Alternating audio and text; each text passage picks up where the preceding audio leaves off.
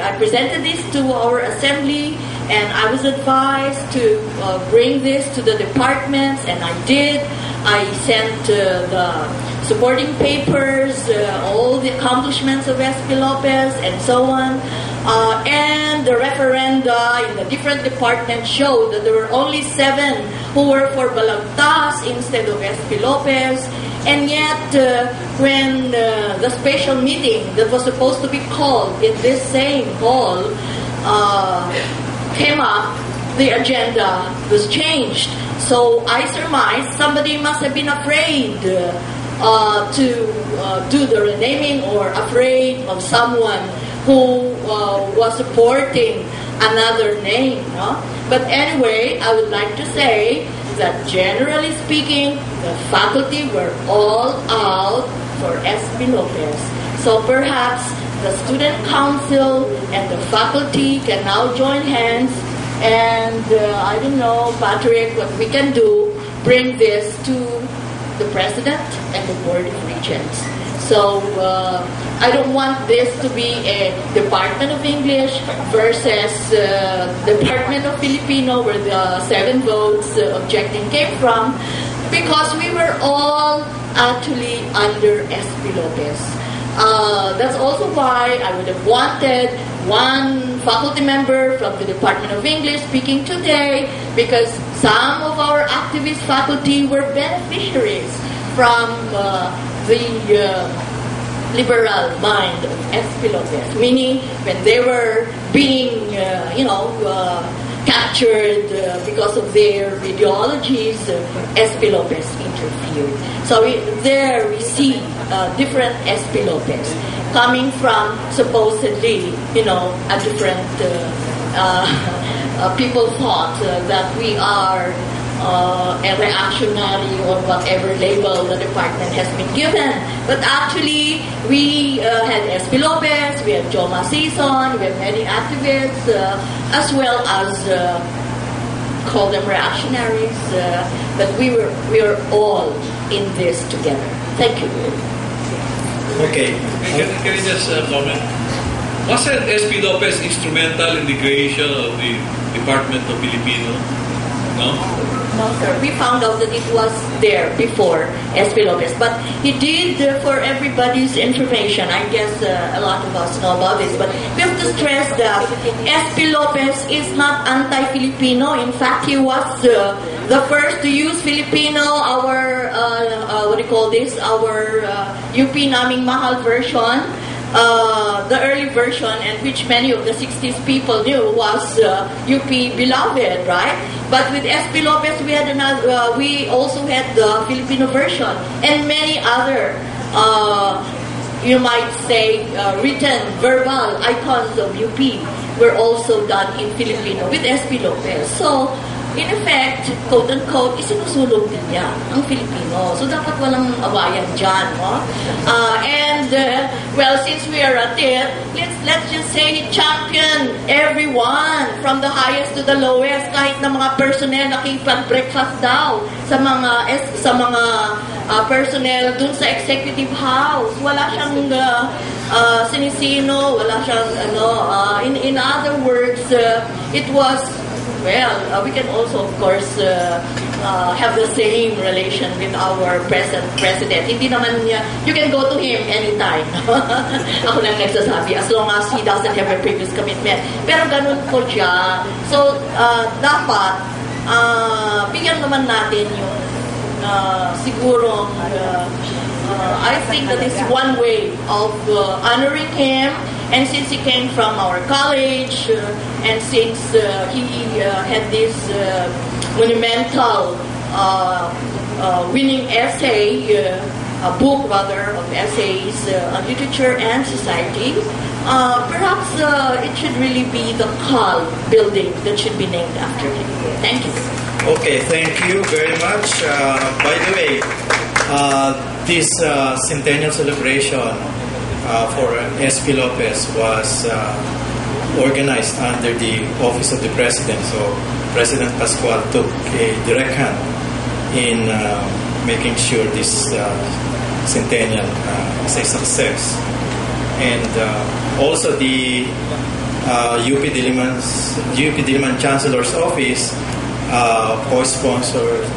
co-sponsors this event, as well as the Third World Study Center. So we already have a lot of supporters to begin with. So we have to move on. SP was way ahead of his contemporaries in Asia in underscoring the need for an independent Filipino diplomacy. In one foreign policy discourse, he said the following: Filipinos must fulfill their destiny by finding themselves and by being themselves.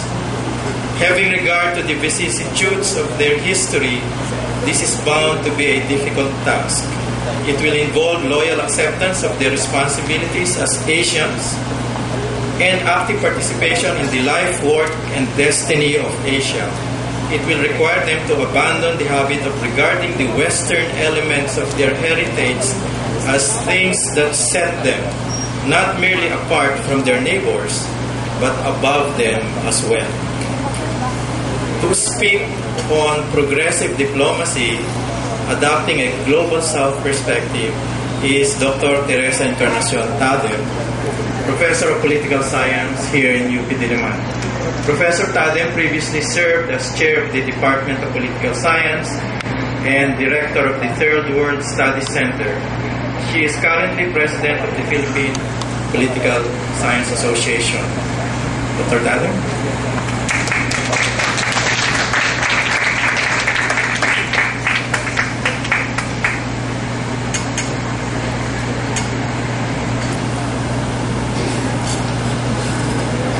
President Pascual, Chancellor Saloma, Chancellor Cruz, distinguished fellow speakers and reactors, colleagues, students, and friends, good morning. As a delegate to the United Nations and as a Department of Foreign Affairs Secretary, Salvador P. Lopez espoused a progressive diplomacy which addresses the problem of global injustice and socio-economic inequalities, as seen in his staunch opposition against apartheid, keeping the peace in Southeast Asia, and championing civil rights. Presently, SP Lopez's progressive policy is best expressed in issues which pit the North, that is, developed countries, versus the South, that is, developing countries, whereby the interest of the former generally triumphs over the welfare of the latter. Such a global status is constantly being challenged by developing countries in various diplomatic arenas, and one of the more prominent current venue for North-South contestation is seen in the World Trade Organization, or WTO, negotiations. My paper will discuss how domestic factors have helped shape the negotiating policy of the Philippines in the WTO into one which has a global South perspective. It will look particularly into the Philippine experience during the Doha Development Round concerning the WTO Agreement on Agriculture, or AOA, which pitted the developing countries versus the developed countries. The Doha Round, also known semi-officially as the Doha Development Agenda, is the latest round of trade negotiations among the WTO membership. Its aim is to achieve major reform of the international trading system through the introduction of lower trade barriers and revised trade rules. The round was officially launched in the WTO's 4th Ministerial Conference in Doha, Qatar in November 2001.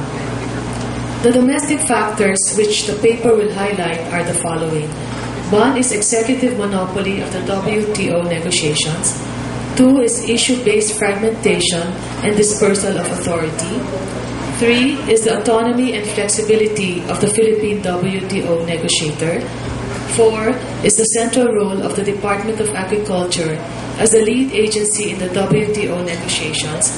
And 5, the involvement of civil society in the WTO negotiations through the TFR. The paper argues that, despite being a seemingly weak country, these domestic factors which fed into Philippine diplomacy was able to bring about incremental gains not only for its benefits but also for the good of its developing countries. For my paper, I looked into Putnam's two-level gain model, which highlights the importance of the intertwining of domestic and international factors in shaping the negotiating policy of a country. A perspective which emerges from here is that the first and most important tool that developing countries must employ to enhance their participatory abilities in the WTO is at the national level. It is thus important to look at the process by which the country's negotiating position is crafted domestically and how this feeds into the negotiating strategy of the Philippines. Both the executive and legislative branches of government are responsible for the formulation of trade policies. In practice, however, the executive exercises monopoly over the trade policy-making process. In 2004, through an executive order, the Philippine mission to the World Trade Organization was created with a permanent representative from the Department of Foreign Affairs, or DFA, in overseeing the post in Geneva. The DFA closely coordinates on an interagency basis with the various government units. In the Doha round, similar to the experience of Brazil and India, the insulation of trade policy making and the executive monopoly of the WTO negotiations have worked to the Philippines' advantage. This mainly involved a core of bureaucrats that possesses institutional memory of the General Agreement on Trade and Tariff, or GATT, which paved the way for the establishment of the WTO. This core of bureaucrats maintains a pragmatic approach to bargaining. They have also ensured that the lead agencies in the negotiations are shielded from the partisan politics and particularistic concerns. In addition, trade negotiators are not bogged down by the conflicts that arise from executive-legislative power struggle, especially when economic interests are at stake.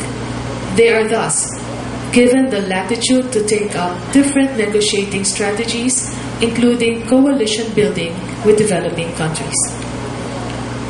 Issue-based fragmentation and the dispersal of authority is another trait of the country's negotiating strategy. Like most developing countries, the Philippines does not have a single agency that deals with WTO matters. For the Doha round, the Philippines assumed a more dispersed structure of authority as seen in the following. The Department of Agriculture, or DA, took responsibility for the WTO Agreement on Agriculture. The Department of Trade and Industry, or the DTI, on the other hand, was responsible for the WTO Non-Agriculture Market Access, or NAMA, while the National Economic and Development Authority, or NEDA, took care of the WTO General Agreement on Trade and Services, or GATT. With the DA-DTI-NEDA triumvirate concentrating on their own concerns, the institutional framework for WTO negotiations in the Philippines is thus fragmented. Each agency crafts its own position independently. On the whole, the President empowers the DA, the DTI, and the NEDA to be at the forefront of the negotiation process.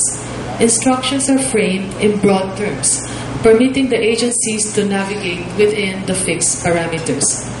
Fragmentation has thus offered negotiators elbow room to carry on strategies to meet their objectives in the bargaining table. With multiple centers of power, trade representatives are able to avoid standoffs that result from jockeying and tug-of-war among the agencies, which are often associated with rigid and centralized structures.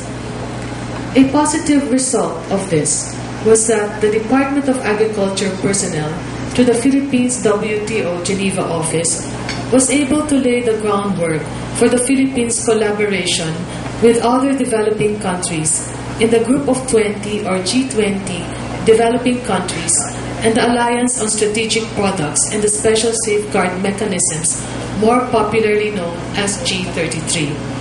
The G20 is regarded as the most influential coalition during the 5th WTO ministerial meeting in Cancun, Mexico in September 2003.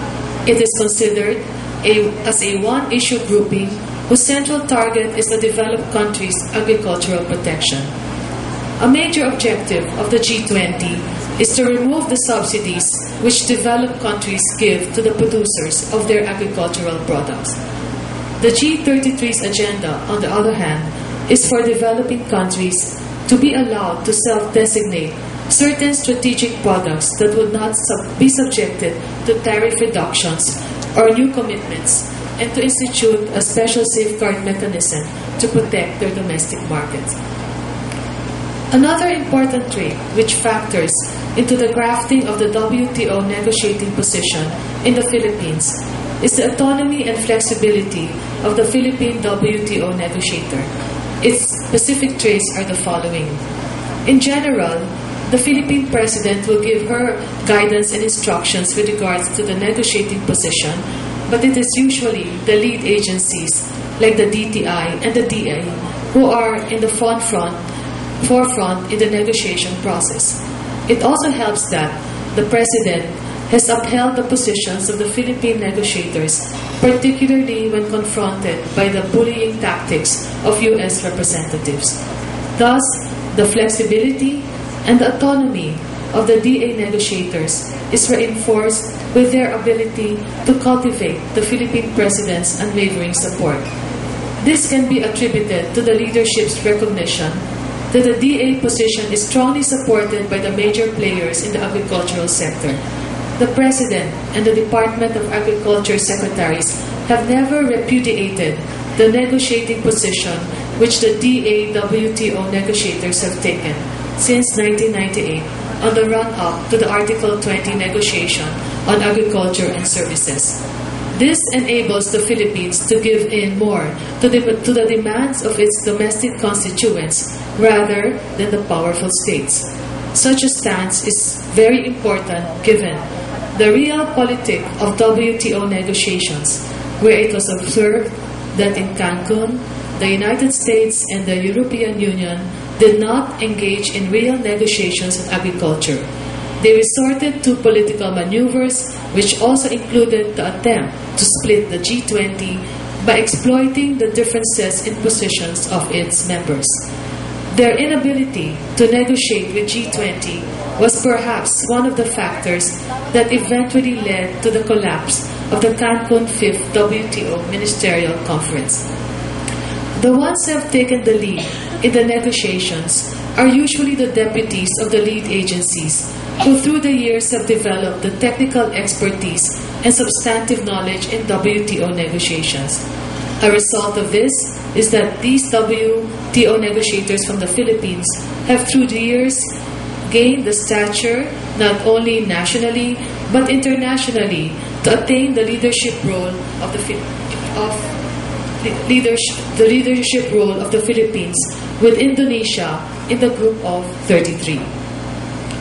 The Department of Agriculture has generally taken advantage of the positive aspects of the executive monopoly of the WTO negotiations, the fragmented nature of the crafting of the Philippines' position, as well as the autonomy and flexibility of the negotiators, which has fed into the country's coalition-building strategy in the WTO. The reasons for this are the following. Agriculture is the most important and contentious issue in the WTO, thus trusting the Department of Agriculture in the lead negotiating role. The strength of its position was further reinforced when the Philippines became a member of the G20.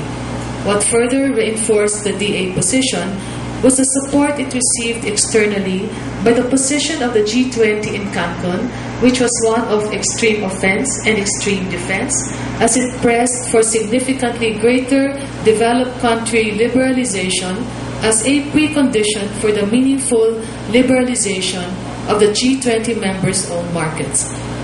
Given the flexibility of the WTO trade negotiator, DA Undersecretary Sigfredo Serrano basically defined the mindset he was to assume, and this was to fight against the developed countries' policies of limited market access for the produce of developing countries, as well as the subsidies they provide for the produce of their domestic markets. In relation to this, the DA pursued the following policies. 1. The need to assume a defensive strategy to prevent further erosion of Philippine agriculture. 2 was the negotiating strategy is generally non-ideological, pragmatic, technocratic, and defensive rather than protectionist. Third is the creation of the Task Force WAR on the renegotiations of the Agreement on Agriculture, or TFWAR, in 1998, which consisted of civil society players representing the stakeholders ranging from the powerful sugar bloc to farmer organizations. The DA generally opened the membership of the TFWAR to interested parties on condition that the members cannot demand to jump the WTO, but instead with the parameters which have already been defined by the WTO, and to see what would work best for their respective interests. The TFR, which is a multi-sectoral consultative body composed of 28 representatives from state institutions and agencies, was established because of the following reasons. One was to avoid a repeat of significant miscalculations which were made in the Philippine Schedule of Commitments during the General Agreement on Trade and Tariff Uruguay Round in 1994, which ushered in the entry of the Philippines into the WTO. The negotiating team lacked sufficient information on the state of industries as well as data on each agricultural commodity. Involving stakeholders in the negotiation process was therefore viewed as a critical step towards developing technical expertise. At the same time, this was also a way of gaining legitimacy and political backing for the official government positions taken, thus avoiding the repeat of the GATT Uruguay round, whereby civil society groups were locked out of the domestic negotiating process, resulting in a highly controversial, tumultuous battle on the ratification of the treaty in 1994. This was also a way of reconciling domestic needs with international demands. Another rationale in bringing forth the participation of civil society in the DA negotiating position was the reality that if the process of functioning is transparent and accountable, the legitimacy of the organization and the sustainability of its decisions increase substantially. In the absence of such legitimacy, the massive anti-globalization protests, as epitomized by the Battle of Seattle in 1999 and the consequent demonstrations in Prague and Hanover, are the obvious consequences.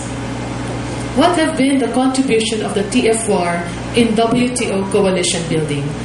The TFWAR members identified with the developing countries during the Uruguay round, which founded the proposal on the market access as most insensitive to the needs of developing countries, many of which had been arguing that they would not be able to undertake substantial reductions of their tariffs due to their rural development, food, and livelihood security needs.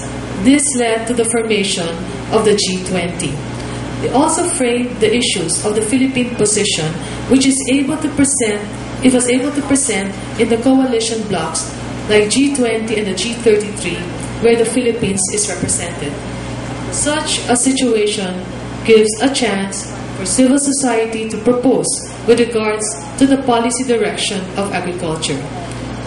The bringing in of civil society participants in the formulation of the DA negotiating position brings to light the spirit of the formation of the G20 coalition at the Cancun meeting in 2003, which represented a revival of the Third World Coalition spirit, although now focused on specific agricultural interests of the developing countries.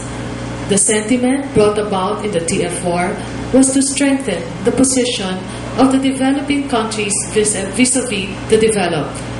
The negotiating position, which emerged within the TFWAR, was a position which was also embodied in the 5th WTO Ministerial Conference at Cancun, Mexico, whereby the negotiations on agriculture was largely viewed as a contest between the EU and the US on the one side and G20 alliance on the other. An important aspect in the negotiating policy which the TFWAR raised was the issue of democracy within the WTO, with focus on the concern for transparency and accountability. That is, the developed countries continue to lock out the developing countries in shaping the WTO policies on agriculture. The TFR contributed to the strength of the Philippine bargaining position, which fed into the country's alliance building at the international level, as proposals are informed and supported by stakeholders.